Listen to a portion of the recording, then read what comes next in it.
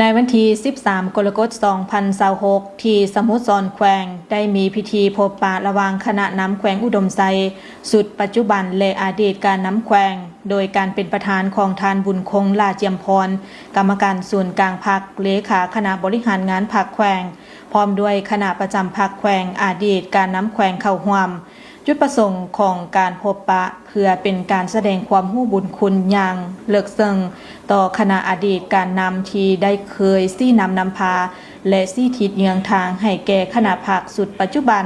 ได้มีแนวทางการพัฒนาที่ถูกต้องในแต่ละด้านตลอดมา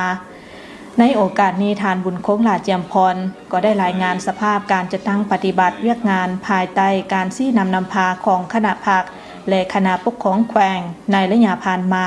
โดยเฉพาะแมนมากผลการจัดตั้งปฏิบัติแผนพัฒนาเศรษฐกิจสังคมในระยะ 6 เดือนต้นปี 2026 ซึ่งแขวงอุดมไซสามารถรักษาได้ความสงบโดยพื้นฐานด้านเศรษฐกิจมหาภาคมีการขยายตัวในระดับ 3.3 ส่วนห้อยรายได้เฉลี่ยใส่หัวคนบรรลุได้ 1,512 ดอลลาร์สหรัฐต่อคนต่อปีโดยได้หับแหงขับเคลื่อนจาก4ท่าแหงหลักเป็นต้นแมนท่าแหงด้านกสิกรรมสุ่มใส่การปลูกพืชยุทธศาสตร์คือย่างพาราเนื้อที่เก็บกู้กว่า 29,000 กว่าเฮกตาร์สามารถสร้างเม็ดเงินหมุนเวียนให้ประชาชนได้ถึง 13-15 ตื้อกีบต่อวันพร้อมทั้งส่งเสริมการปลูกอ้อยปลูกพืชฤดูแล้งมันต้นสาลีและการหันเปลี่ยนการเลี้ยงสัตว์เป็นฟาร์มทันสมัยท่าแหงด้านอุตสาหกรรมปรุงแต่งและพลังงานสุกโยการตั้งโรงงานซีมังและขุดค้นเฮธาตุอยู่เมืองน้ำหอและเมืองไซสืบต่อพัฒนาโครงการพลังงานสะอาดหรือแสงตะเวน 1,000 เมกะวัตต์กะเกียมการก่อสร้างเขื่อนไฟฟ้าปากแบ่งและการร่วมมือพัฒนานิคมอุตสาหกรรมอมตะท่าแหงด้านการบริการและการท่องเที่ยวสุ่มใส่วิสัยทัศน์หันเป็นศูนย์กลางการประชุมของภาคเหนือ